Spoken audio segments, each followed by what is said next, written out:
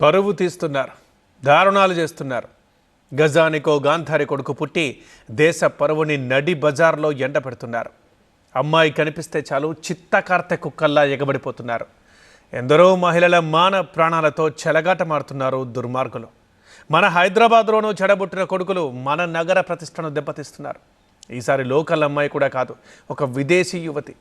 ఈ ఘటనతో హైదరాబాద్ మరొకసారి ఉలిక్కిపడింది. ఇంతగా విదేశీ యువతిని ఈ దుర్మార్గులు ఎలా ట్రాప్ చేశారు? పాత బస్తీలో దారుణం జరిగింది. ఓ విదేశీ యువతిని కొంతమంది యువకులు రేప్ చేయడం తీవ్ర కలకలం రేపింది. జర్మనీకి చెందిన ఓ యువతి హైదరాబాద్లో ఉండే తన ఫ్రెండ్ను కలిసేందుకని వారం కిందట హైదరాబాద్కు వచ్చింది. తన ఫ్రెండ్తో కలిసి టూరిస్ట్ ప్లేస్లన్నీ చుట్టేశారు. వెకేషన్ ట్రిప్ ముగియడంతో తిరిగి జర్మనీ వెళ్లిపోయేందుకు రెడీ అయిందామె. సోమవారమే రిటర్న్ ఫ్లైట్. ఎయిర్పోర్ట్ కు వెళ్లిందుకని మీర్పేట ప్రాంతంలో వెయిట్ చేస్తుండగా కొంతమంది యువకులు కారులో లిఫ్ట్ ఇస్తామని చెప్పి ఆ యువతిని కారులో ఎక్కించుకున్నారు. మామిడిపల్లి ప్రాంతంలో రూట్ డైవర్ట్ చేసి నిర్మానుష్య ప్రాంతంలో ఆమెపై అత్యాచారానికి తెగబడ్డారు. పాపం ఆ యువతి ఎంతలా అరిచినా వినే నాథుడే లేడు. ఆమెను బెదిరించి అక్కడే వదిలేసి పారిపోయారు నిందితులు. ఆ యువతి తేరుకున్నాక ఓ వ్యక్తి సాయంతో డైల్ 100కి ఫోన్ చేసి జరిగిన దారుణాన్ని పోలీసులకు చెప్పింది. కారులో ఎంతమంది ఉన్నారన్న దానిపై ఇంకా క్లారిటీ లేదు.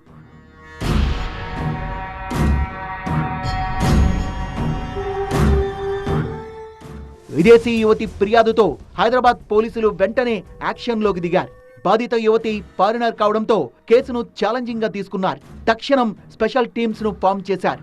యువతి ఇచ్చిన సమాచారంతో కారు నెంబర్ను గుర్తించారు. సమీప ప్రాంతాల సీసీ కెమెరాలతో కారు వెళ్లే రూట్ ను అనలైజ్ చేసి నిందితుల్ని గుర్తించారు. ప్రత్యేక బృందాలతో విస్తృతంగా గాలించి నిందితుడిని పట్టుకున్నారు.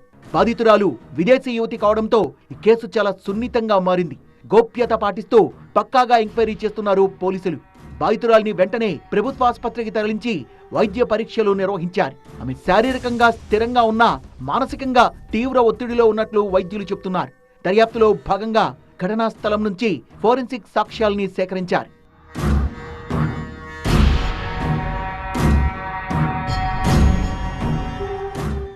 హైదరాబాద్ అంతర్జాతీయ నగరం. ప్రపంచవ్యాప్తంగా హైదరాబాద్కు మంచి బ్రాండ్ ఇమేజ్ ఉంది. మల్టీనేషనల్ కంపెనీలకు కేరాఫ్. ఐటీ సెక్టార్లో రాత్రి పగలు అనే తేడా లేకుండా యువత స్వేచ్ఛగా తిరుగుతుంటారు. మన సిటీ చాలా సేఫ్. ఈ నమ్మకంతోనే నగరానికి భారీగా పెట్టుబడులు, దేశ విదేశాల నుంచి ఉద్యోగులు, పర్యాటకులు వస్తుంటారు. కానీ అప్పుడప్పుడు జరుగుతున్న ఇలాంటి చండాలపు పనుల వల్ల హైదరాబాద్ ప్రతిష్ట మసకబారుతోంది. ఏ రాత్రి వేళల్లోనూ ఏ మూలనో జరిగే ఇలాంటి అమానుషాలు, అఘాయిత్యాలు తలవంపులుగా మారుతున్నాయి. నగరమంతా సీసీ కెమెరాల వ్యవస్థ ఉంది. సిటీ పోలీసులు 24/7 అలర్ట్ గా ఉంటారు. జర్మనీ యువతిపై రేప్ కేసులో పోలీసులు వెంటనే స్పందించి నిందితుడిని గంటల గ్యాప్లోనే పట్టుకున్నారు. ఇలాంటి కేసుల్లో ఎవ్వరూ తప్పించుకోలేరు. కఠిన శిక్షలు తప్పవో అని తెలిసినా కూడా కొంతమంది కామాంధులు ఇలా రెచ్చిపోవడం దారుణమని చెప్పాలి.